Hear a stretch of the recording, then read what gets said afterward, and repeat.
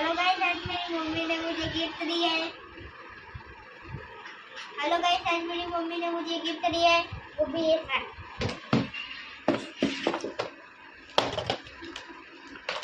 अभी मैं घर बनाने वाला हूँ।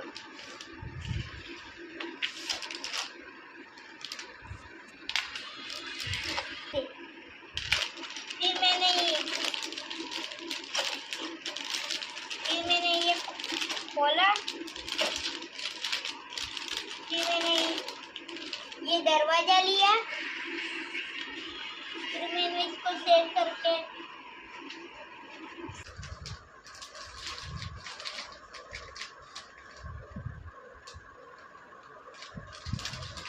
ये हमको छोटा सा आएगा तो हम छोटा ले गए।